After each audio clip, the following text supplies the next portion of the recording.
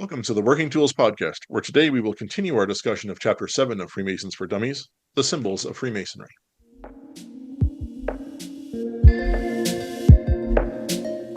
Ladies and gentlemen, brethren all, welcome to the Working Tools Podcast, a casual conversation around Freemasonry. First, it's important to note that our thoughts and opinions are our own and do not reflect those of our Grand Lodge or respective craft or concordant bodies. Please connect with us and ask questions via our website at theworkingtoolspodcast.com.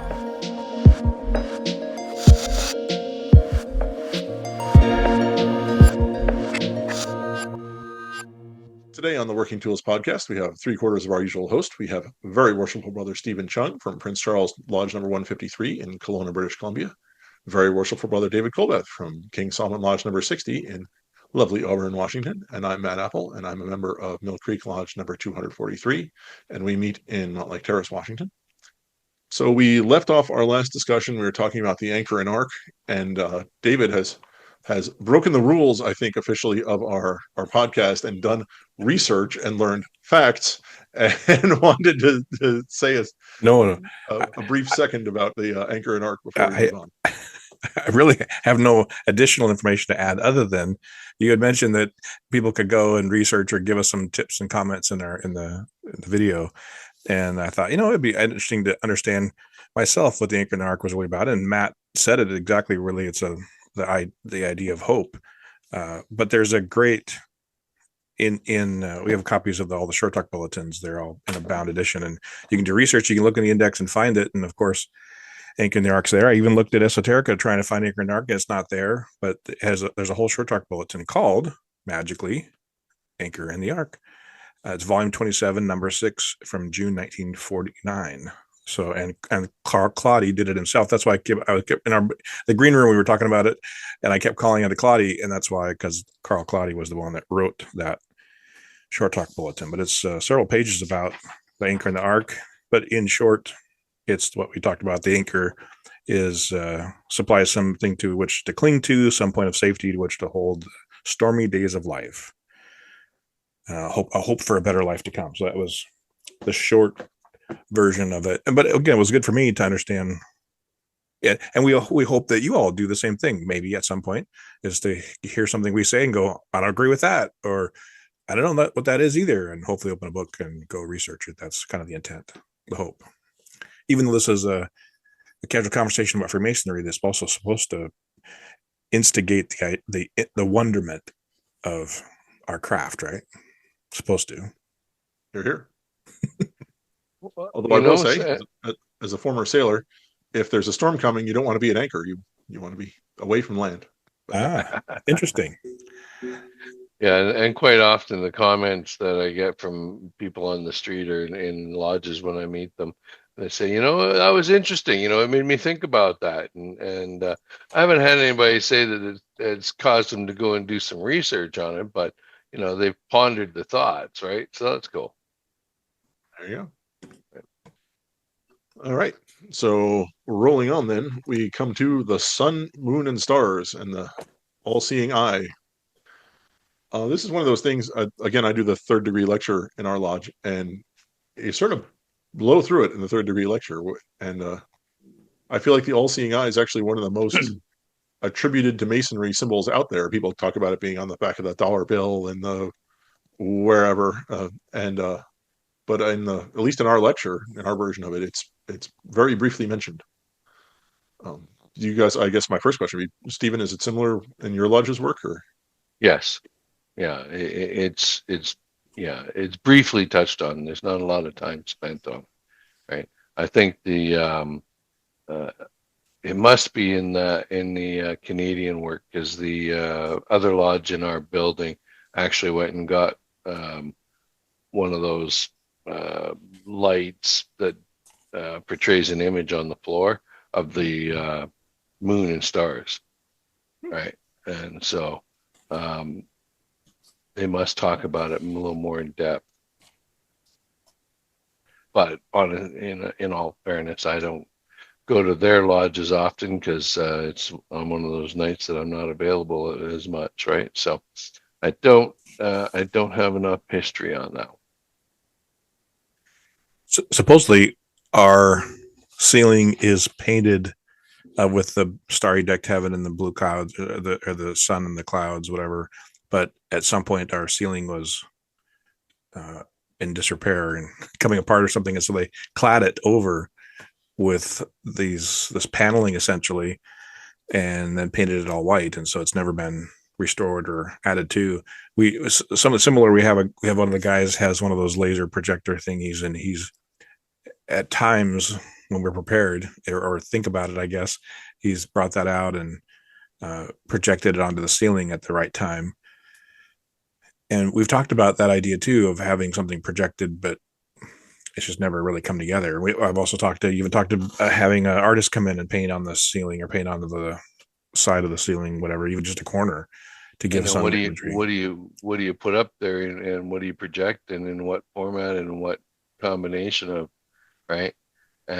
Which I thought was another interesting question. And the lodge in Kamloops, when the night they raised the roof onto their building, they took with a really cool camera, apparently, a picture of the stars above Kamloops the night that it was raised. And so they they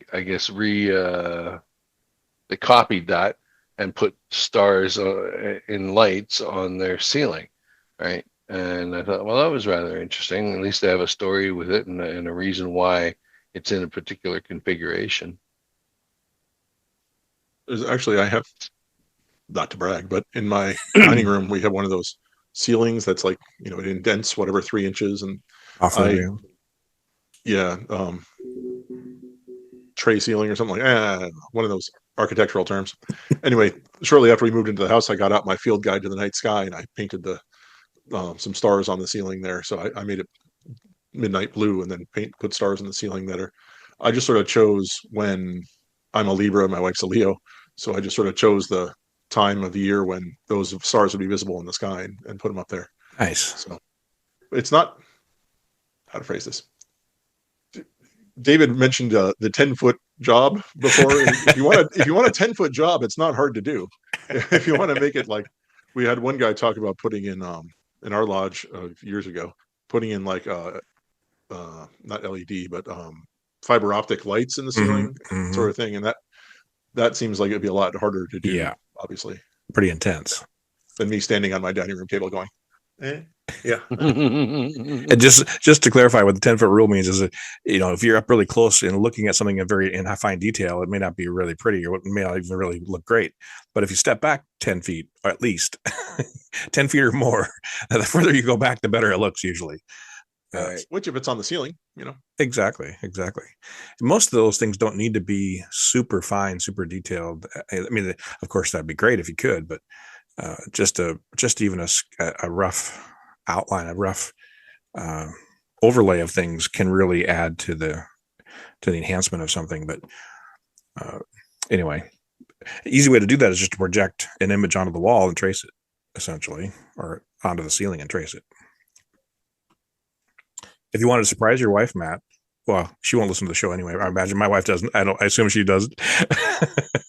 You, for 1 year when she's gone, find out the evening that you proposed to her or the evening of your wedding and go and paint the rest of the stars up there on the ceiling. And she won't probably, unless you let her know that happened. It may not be obvious. Yeah.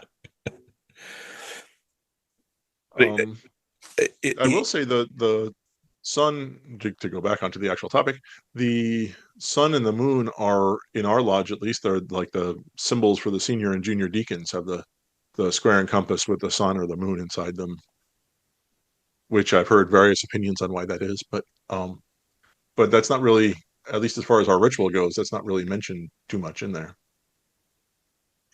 Isn't it just placement? East and west, the sun rises in the east and sets in the west. Isn't that in the theory? I assume that's kind of the theory behind that. Those are the images we have on our candlestick holders, which one is in the east of the three positions and the other is in the west, right? For the sun and the moon anyways.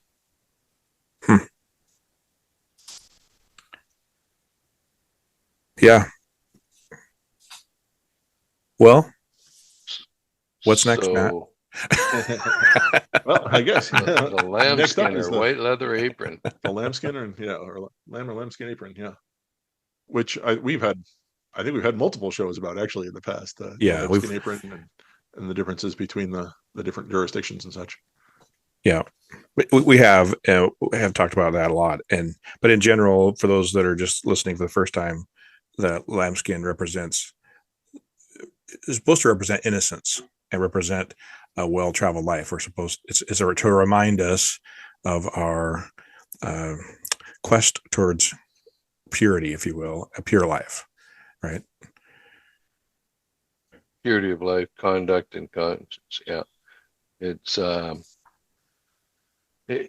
interesting because the entered apprentices in our lodge wear it one way, and the other lodge they wear it a different way, and so it's always a topic of conversation for our entered apprentices and fellow craftsmen as they move through the degrees, because we get them to go to the other lodge to watch their degrees that they just experienced in our lodge, and they go, well, this is different and that's different, right?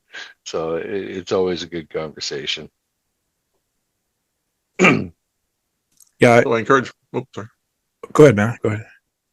Oh, I was just going to keep moving and say I encourage people to go back and listen to the episodes where we talked about aprons, but you actually had something interesting to say. So. No, maybe not necessarily. He does talk about that it's a symbol of striving for higher thoughts, nobler deeds, and greater achievements. And I also ironically listened to, there used to be some insurance company of all things. They had a commercial they used to talk about aprons. And one of the things they said was it was a symbol of creativity, like for a chef, or it was a symbol of hard work for a laborer.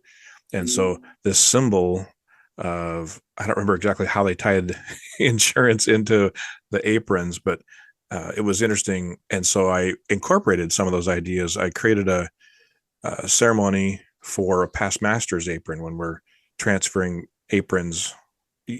Many times a lodge will have a process that they'll at some point, at some meeting, they'll give the past master, the immediate past master, an apron, especially if it's his first time going out. And so what I would see happening is not only was there no ceremony, which we have a ceremony for everything. So I never understood this, why we didn't have a ceremony of any kind, no ritual, no nothing. And then many times it was, they didn't even take it out of the packaging.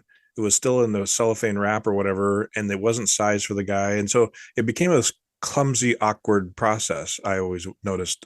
And it really became apparent to me, and if any of the Grand Lodge people watch or listen to this, I've not been shy about talking to people about this, so it's out there. But I thought it was really embarrassing.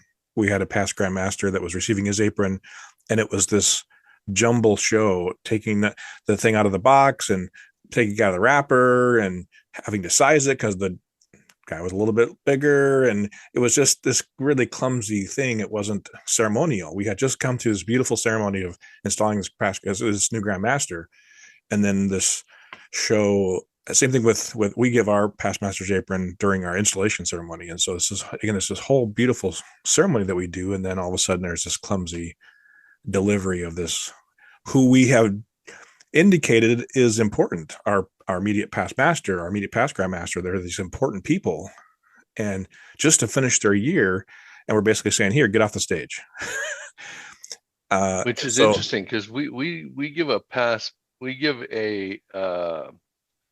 an apron to our worshipful master when he gets installed, and that is actually his past master's apron.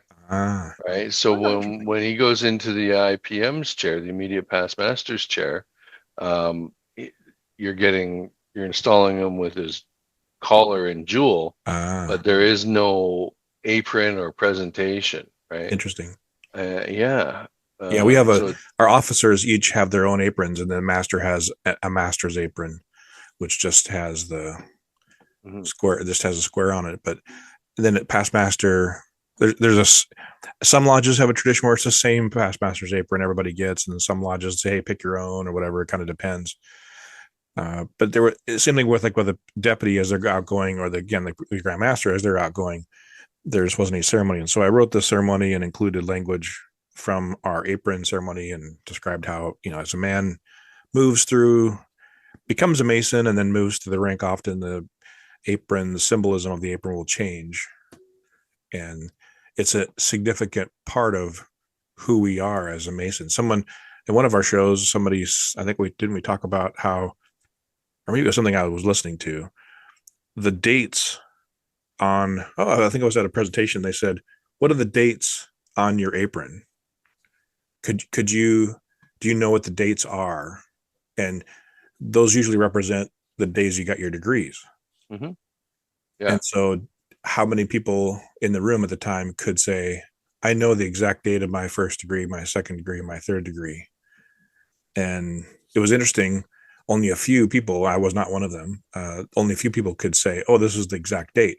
And just like you remember your birthday, your anniversary, your children's birthdays, shouldn't becoming a Freemason and the stages of that also be important in your life? And they were on the back of the apron.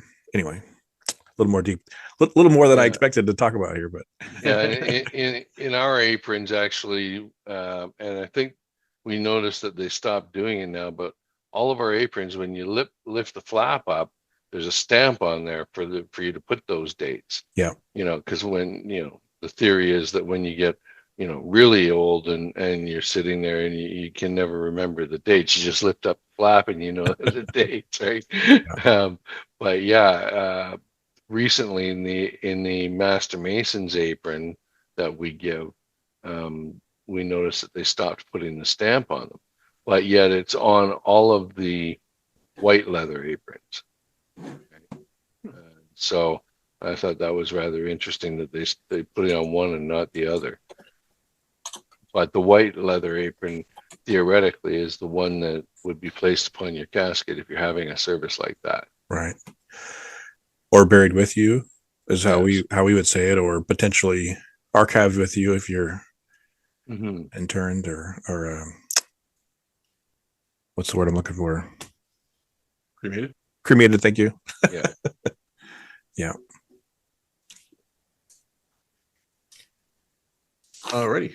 So next one's another one that it doesn't appear in our ritual pretty much at all. I guess there is no, I don't think it's actually, you mentioned in the ritual is the slipper.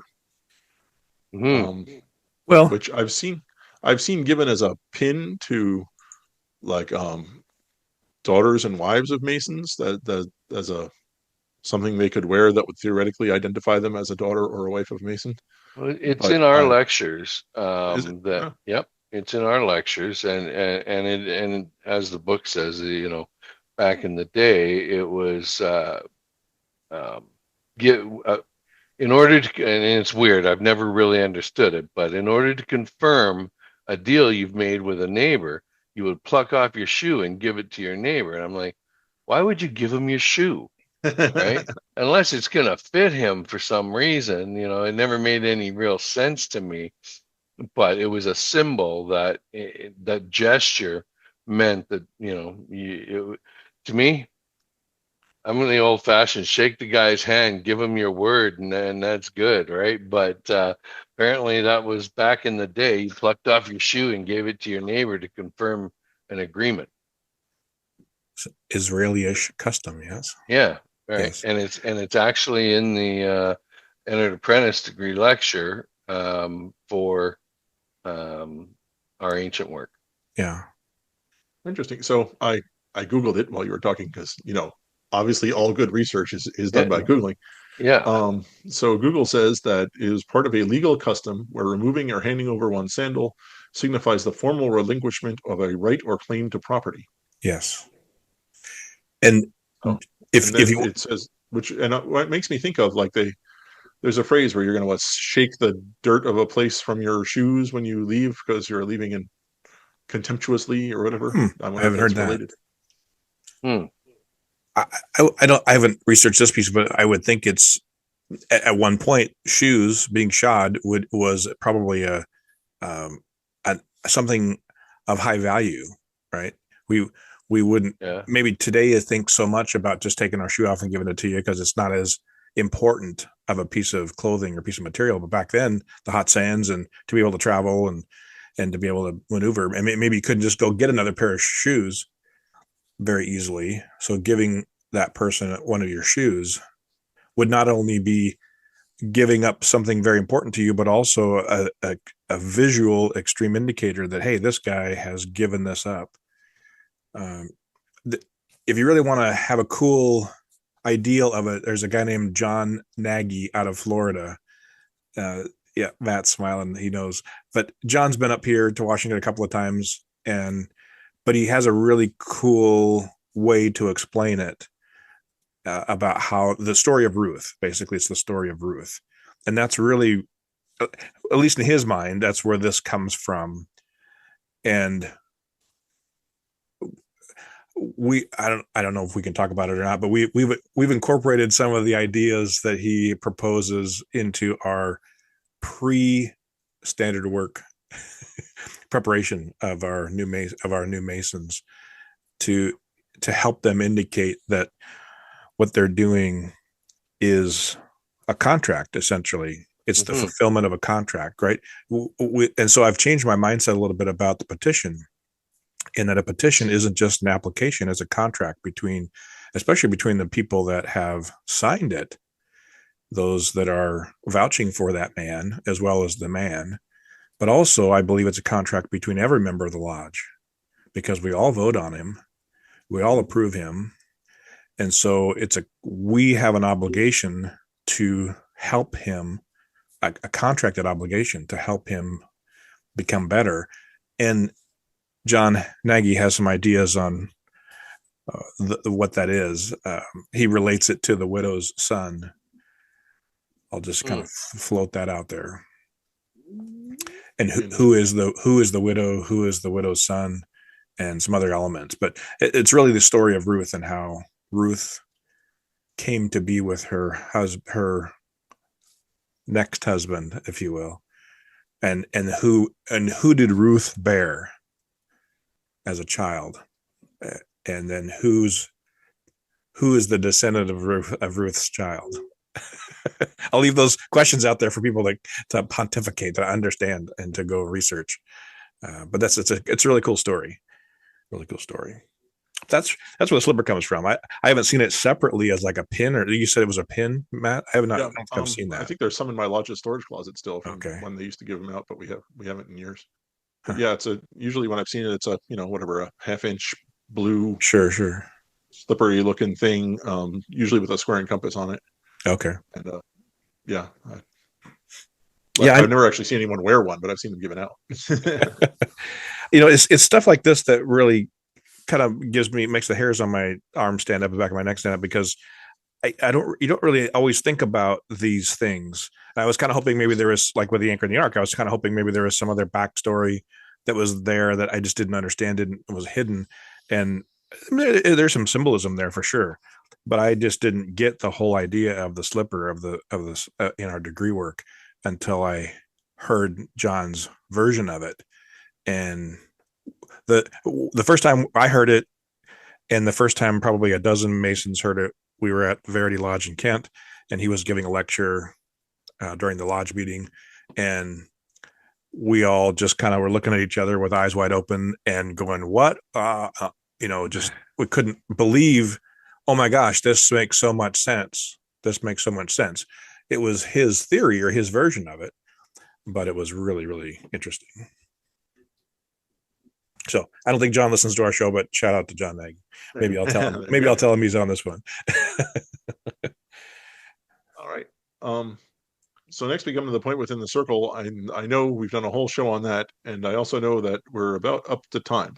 So I will say I will say go back and listen to the show that we did about the Circumpunct.